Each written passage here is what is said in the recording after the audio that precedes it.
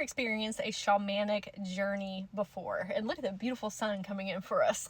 On Monday, January the 6th, I'm hosting a remote healing session for our root chakra, which is our safety, security, stability, feeling grounded in our reality, which is going to be very beneficial going into 2025. I mean, every year, but we want to have good root systems for all of the wonderful experiences that are coming our way.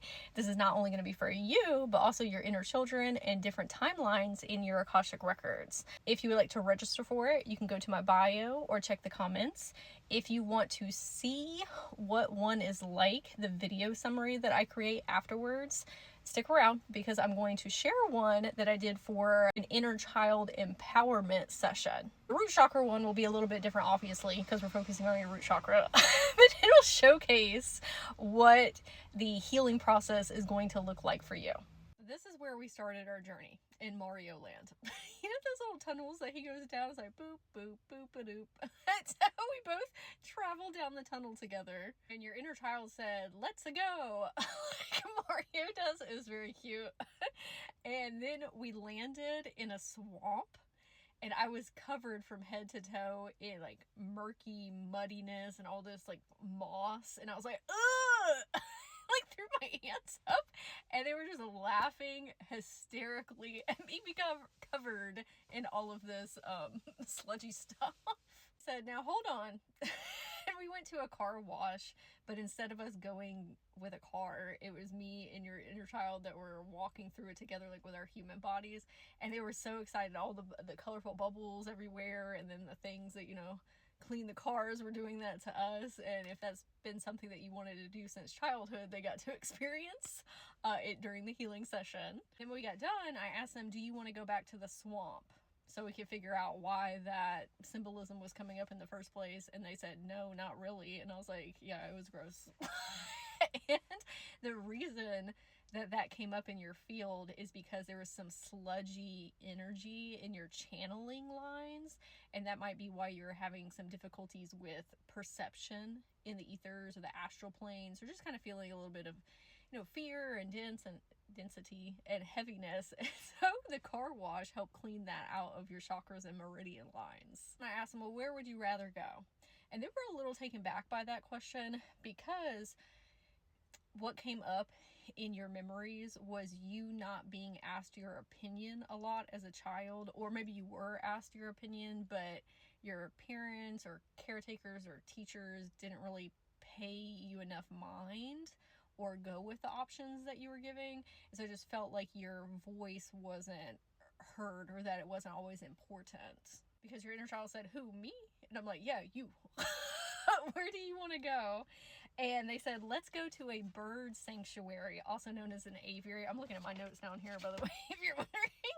But they went to a bird aviary. Now, one of the reasons that we went there, and this is like a big covering and all these little birds inside flying around, all these plants, is very cutesy. Birds, from a physiology standpoint, help us calm our central nervous system, because back in the day when we were cave people, they would look to the birds for safety. Oh, if the birds are around, we're good.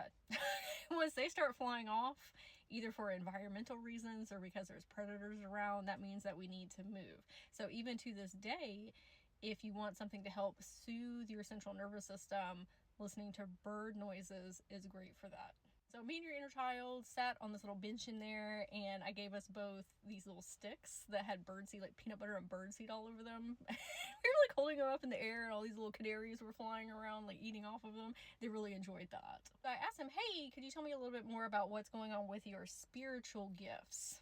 Why there's some blockages there. This is when your heart chakra got super heavy, and I started feeling really nauseous. I was like, ugh.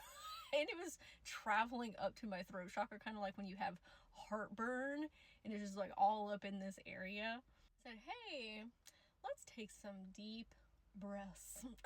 And then I handed them a cup of peppermint tea to help with the nausea and to soothe that feeling. It's a fun fact, peppermint tea is very good for your throat chakra and your heart chakra together.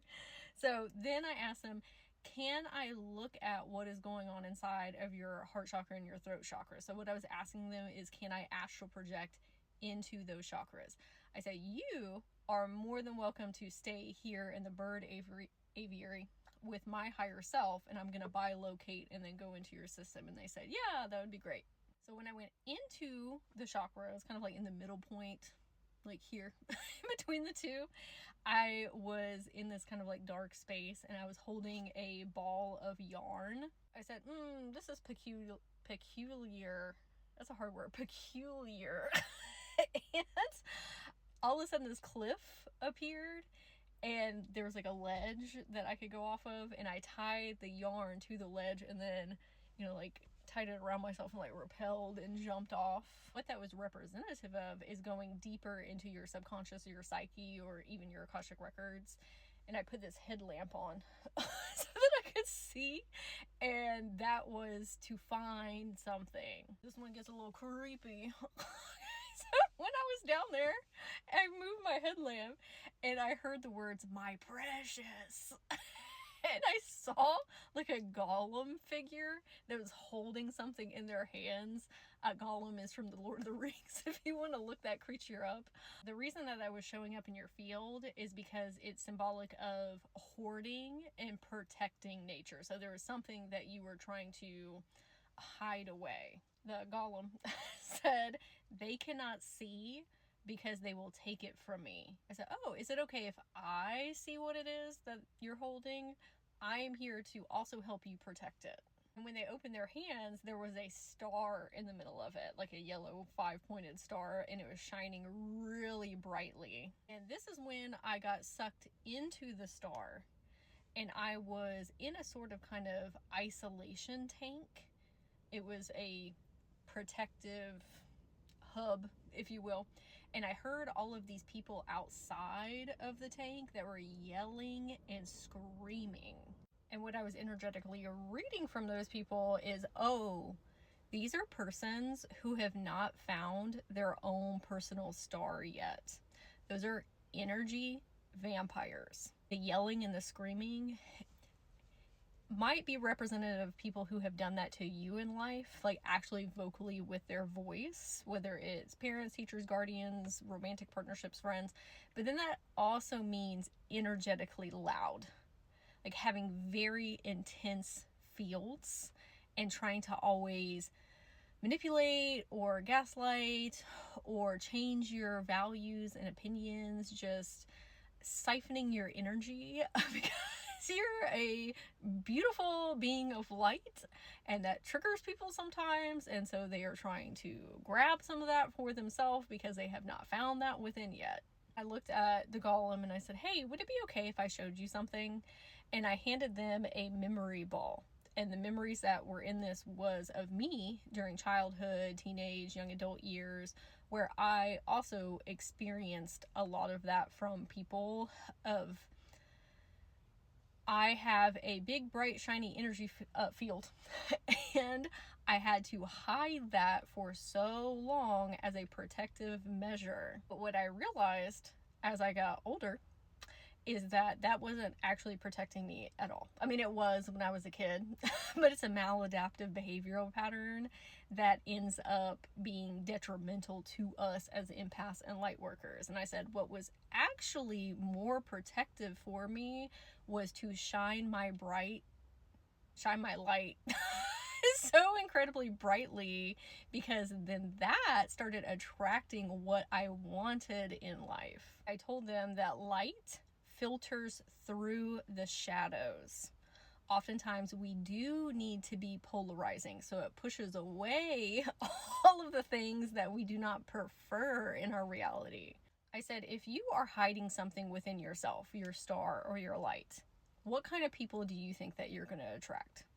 And they said, oh, people that are also hiding things within themselves. I said, if you shine your light, talent, gifts, and abilities very brightly, what kind of people do you think that you're going to attract? They're like, oh yeah, the same type of people. This is when they got kind of sad, and they said, well, what about the people that haven't found their star yet? Because you and me have had our star since we were children.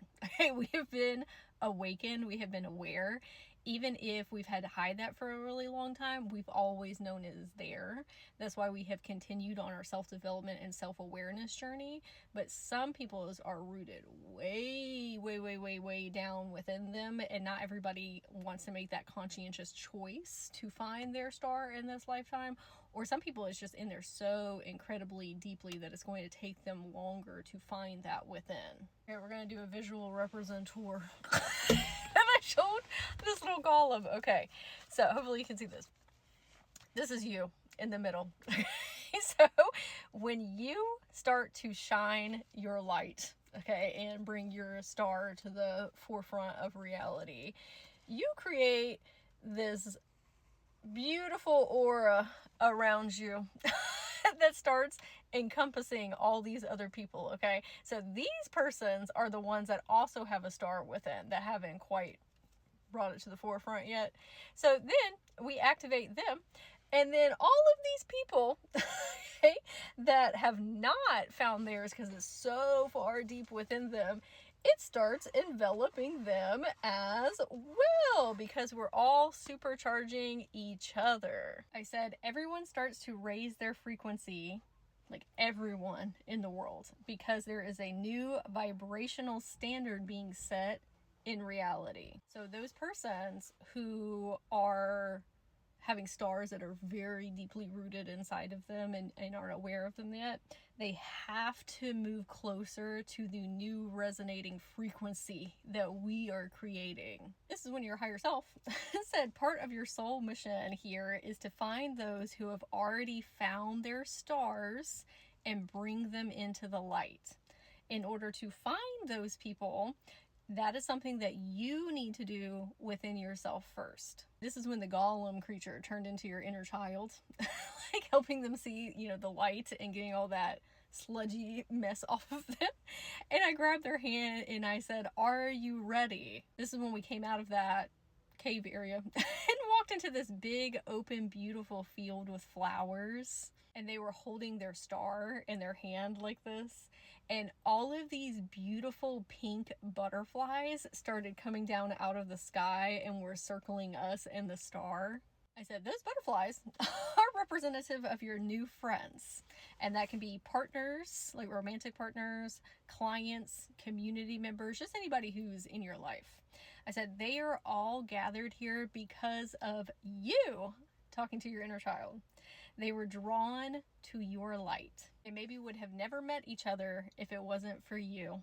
Then the butterflies started turning into other people's inner children. And then they were all running around, and your higher self said that you are a network connector. That is part of one of your spiritual gifts. And all of the other people's inner children started showing off their stars, and even more butterflies in the sky started coming forward and flying around us. I looked at your inner child and said, they get to all have this experience because of your bravery and courage. Again, that goes back to your soul message about collecting everyone who is ready to show off their star, like show and tell. And then that attracts more and more and more people. And then all of the people that you have kind of collected here together start networking with one another. And it's like you're a telephone operator. This is when your inner child said, "Can we go play?" I'm like, yes, of course. And so then we all ran off together. I closed a book, and that was representative of the end of the energetic transmission in your Akashic records. And then I looked through a magnifying glass like I was Sherlock Holmes and said, the mystery has been solved. So I would love to hear in the comments if there were any parts of this that were very synchronistic for you, like the Mario tunnel that we went down, landing in the swamp, going to the car wash, the golem creature, the star representor, or the beautiful pink butterflies that are flying around. Again, I want to thank you so much for letting me go on this journey with your inner children. It was my honor and my pleasure. They were so much fun and, again, imaginative and creative, and I could feel that they were just feeling a lot more confident and empowered through this experience, and so that made me so happy. So thank you, and I'm wishing you a very magical day.